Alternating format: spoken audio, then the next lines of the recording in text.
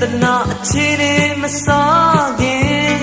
စဉ်းစားဖို့ကောင်းတယ်ခုလိုအခြေအနေမျိုးမှာယုံ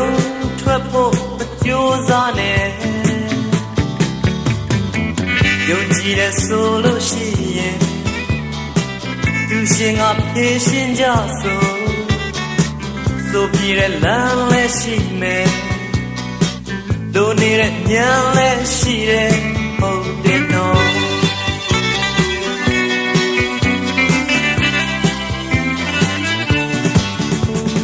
ထပ်တစ်ခါအခြေအနေမစိုးခင်ရှင်းထားဖို့ကောင်းတယ်ဖြစ်တယ်လို့နေမဲ့မှရင်ဟုတ်ပြီလို့ထားခဲ့နေယုံနေမဲ့ဆိုလို့ရှိရင်တွေ့မလို့နဲ့သိရှုပ်သွားမှာ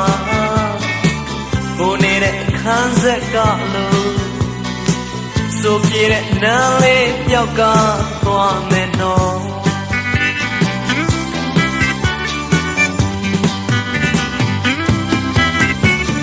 ဒါတွေတိထားပြီးမှအပေါ်တွေမစင်စားနဲ့နေပါဦးရှင်ပြိုင်လက်ချင်းတွေလို့ရင်ဆိုင်ဖြေရှင်းကြမယ်တို့ရင်ဆိုင်ဖို့အသင်ပြင်ကြစို့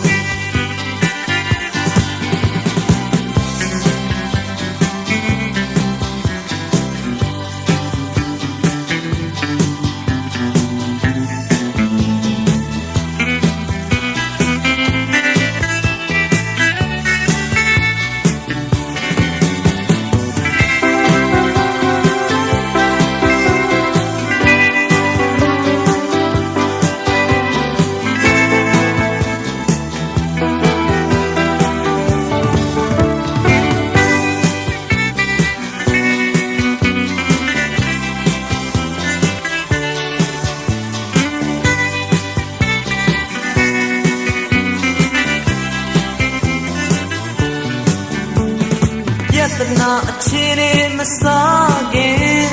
စဉ်းစားဖို့ကောင်းတယ်အခုလိုအခြေအနေမျိုးမှာယုံထွက်ဖို့မကြိုးစားနဲ့ယုံကြည်တဲ့ဆိုလို့ရှိရင်သူရှင်ကဖြေရှင်းကြဆိုပြတဲ့လမ်းလည်းရှိမယ်လိုနေတဲ့ညံလည်းရှိတယ်ဟုတ်တယ်နော်